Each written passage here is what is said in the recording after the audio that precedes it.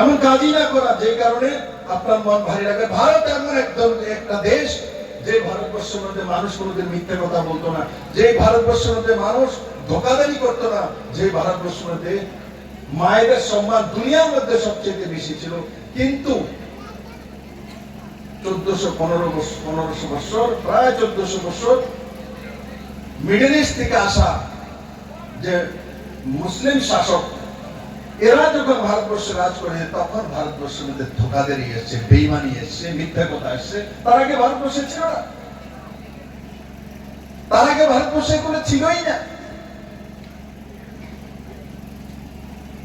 এই কিছুদিন আগে আমি অস্ট্রেলিয়ায় গিয়েছি, তো আমি তাদের জীবনশৈলী লক্ষ্য করি, রাস্তায় ঘোরার সময় সমুদ্রের পাড়ে এরা কি করে, কি কথা বলে, কিভাবে চলে।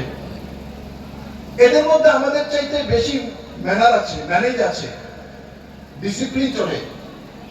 আপনাকে মিথ্যা কথা বলবে না রাস্তার মধ্যে। কিন্তু তাদের মধ্যে একটা জিনিস নেই, সেটা হচ্ছে তাদের মধ্যে কমন সেন্স নেই। কমন সেন্স নেই। একটা ছোট্ট উদাহরণ দেবো কিভাবে কমন সেন্স নেই। আমি আসার সময় ইন্ডিয়ান এয়ারলাইন্সে আমি আসবো, এয়ারপোর্টে এসে দেখি ফ্লাইট 4 ঘন্টা লেট। আমি প্রোটোকল নিয়ে যাই না, একলাই যাই, ড্রাইভার ইফেক্ট সঙ্গে।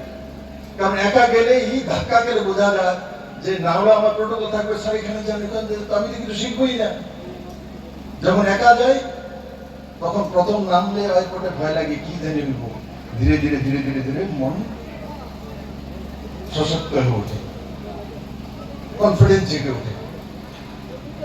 এসি দেরি হচ্ছে, চলে গেছে, তারপর আবার এসি। আমি কিছু কেনাকাটা করেছি, তো এইগুলো ট্যাক্স, ওখানে একটা কাউন্টার থাকে, যারা বাইরে থেকে যায় তাদেরকে আবার ট্যাক্সটা 10% ফেরত দিয়ে দেয়। আমি এসে দিকে ট্যাক্সের মধ্যে সময় লম্বা লাইন লেগে আছে। তা আমি সামনে এসে বললাম কাউন্টারে, 4-5টা কাউন্টার, বলে আমার তো ফ্লাইটের সময় হয়ে গেছে, আমি ডিপ্লোম্যাট, আমাকে একটু আগে ব্যবস্থা করে দাও। কাউন্টারে 3-4টা কাউন্টার, একটা কাউন্টারে একটা লোকও রাজি না। No no no, it is not possible, you go to throw this line. কারণ কমন সেন্স নেই। আমি বলছি এবার আমার ফ্লাইট চলে যাবে, তারপরে কি হচ্ছে, আমি আমার টাকা পয়সা দরকার নেই, আমার তো ফ্লাইট আগে বসতে হবে, আমি গিয়ে বসে গেছি। যদি ভারতবর্ষের হতো তো বলতো ফ্লাইট আপনার চলে যাবে, সামনে হয়তো তাদের লাইনে দেয়, বলতে ওনার ফ্লাইটটা চলে যাচ্ছে, ওনার টাকা আগে দিয়ে বলে না, বলে না, আমরা মেনে নিই। কিন্তু তাদের দেখো কেমন মেকানিক্যাল ব্যবস্থা, কমন সেন্স নেই বলে আমাকে বলছে, বলে আপনি যান পেছনে দাঁড়ান, মানে 100 জনের পরে আমি আমু, ততক্ষণে ফ্লাইট আগে ভারতবর্ষে পৌঁছে দেবো। আমি লাইনে দাঁড়িয়ে দেখলাম, তাদের মধ্যে কমন সেন্স নেই। তখন আমার ভালো লেগেছে যে ভারতবর্ষের মানুষের মধ্যে কমন সেন্স।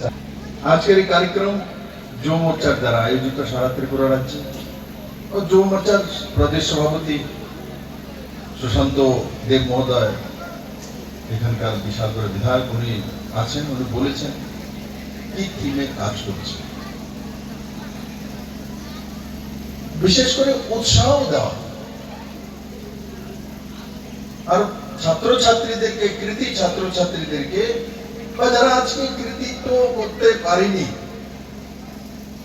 আগামী দিনে করতে পারে না তেমন নয়। আজকে যে কম নাম্বার পেয়েছে, আগামী দিনে সে বেশি নাম্বার পাবে না। কে লিখেছে, কোথায় লেখা আছে?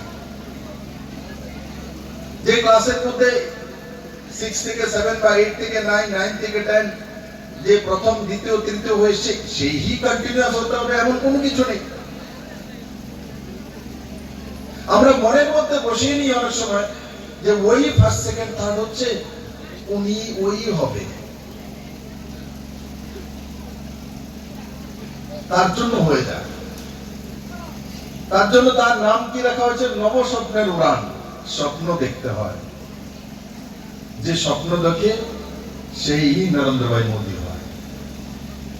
আর যে স্বপ্ন দেখে না, এখানে ঠিক আছে কিছু পলিটিক্যাল ভাষা যদি না বলি তো মানুষের কাছে ভালো লাগবে না। যে স্বপ্ন দেখে সে নরেন্দ্র ভাই মোদী হাত যায়, স্বপ্ন দেখে না, শুধু মাকে দেখে মাই করে দেবে সে রাহুল গান্ধী।